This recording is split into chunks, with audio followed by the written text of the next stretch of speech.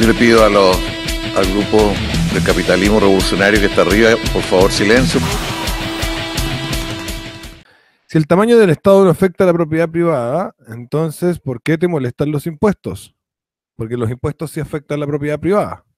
Si el Estado no, en sí no es una violación de la propiedad privada, ya que para existir tiene que saquear, no necesariamente. Si quieres Estado por donaciones, ¿no sería anarcocapitalista? No. Y no es por donaciones. Hay formas de recaudación de tributos que no son obligatorios, que no son robo, que no son una violación de la propiedad privada, ¿vale? Y se han tratado en este canal unas 50.000 millones de veces porque siempre preguntan la misma tontera. Por ejemplo, los aranceles no son robo.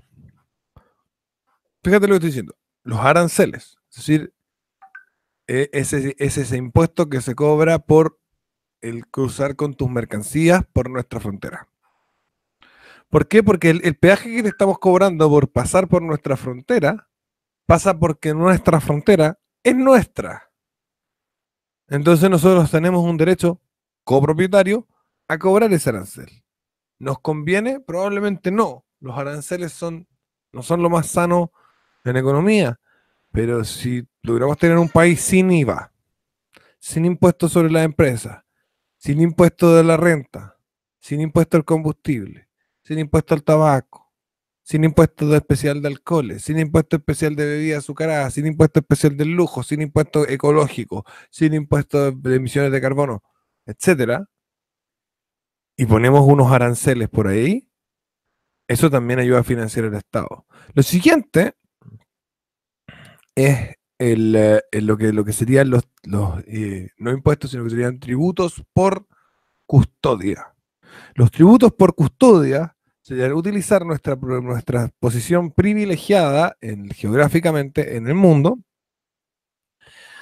y nuestra gran capacidad de defensa nacional para establecer que los capitales extranjeros que quieran refugiarse, bien, convertirnos en un paraíso o refugio fiscal de la voracidad fiscal de sus estados, pueden venir siempre y cuando paguen un 1 o un 2% o un 3%, eso se discutirá en algo técnico, mensual, o sea, anual del total de los capitales. Eso no es un impuesto, porque yo no estoy yendo a cobrarle la plata a la persona en su país.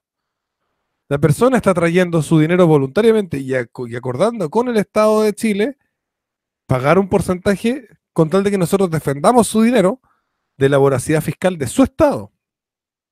Bien, entonces ahí ya tenemos otra forma de recaudar tributo sin, sin violar la propiedad privada. Y una tercera forma de recaudar tributo sin violentar la propiedad privada es un IVA opcional. Y ese IVA opcional no es un impuesto al valor agregado que se aplique a todo lo que se vende y compra, sino solo a aquello que quienes lo venden y quienes lo compran desean garantizarlo a nivel de la justicia civil. Voy a poner un ejemplo.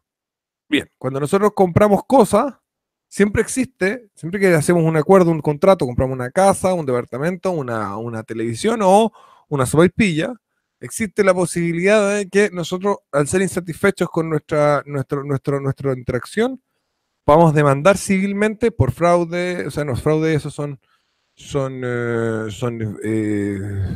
demandas penales, perdón, demandar civilmente como por incumplimiento del contrato, por no pago de deuda, por lo que sea, se puede demandar. El banco, por ejemplo, te demanda a ti cuando no pagas la tarjeta de crédito.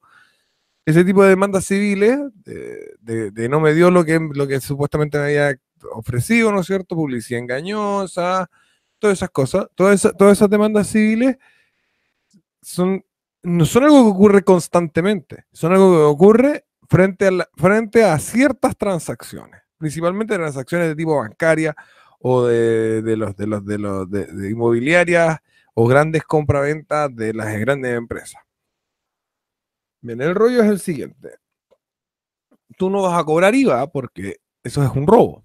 La gente no podría comer un pan sin pagar impuestos y se moriría de hambre si no quiere pagar impuestos y por lo tanto tú estarías forzándola en un sentido material a pagar el impuesto. al IVA. Entonces, no puedes cobrar IVA porque eso es un robo. Pero lo que sí puedes hacer es poner un IVA opcional frente al cual tú dices, bien, si las personas dan boleta, nosotros, si las personas hacen sus intercambios por medio de una boleta, o por decirlo de alguna manera, porque boleta por decirlo de alguna manera, porque contratos grandes no era una boleta, sino si los hacen pagando un importe y mostrando, ¿no es cierto?, esta transacción al Estado, solamente en esas condiciones es que el Estado puede ejercer sus materias civiles frente a este tema.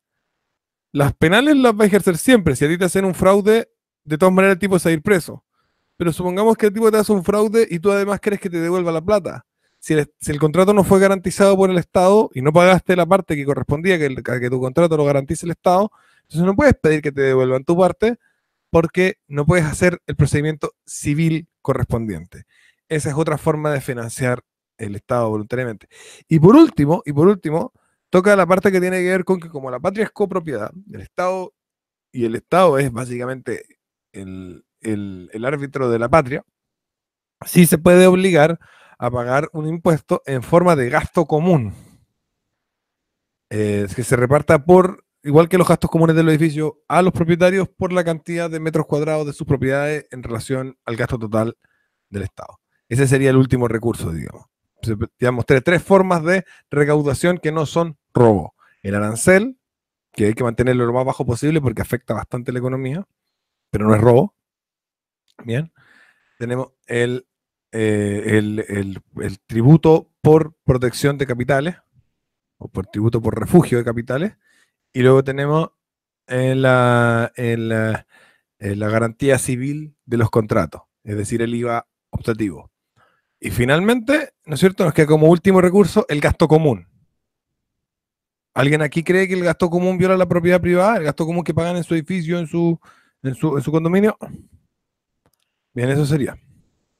La revolución necesita de tu ayuda. Deposita, suscríbete, comparte los videos, apórtanos en el Patreon para que podamos seguir luchando por la libertad.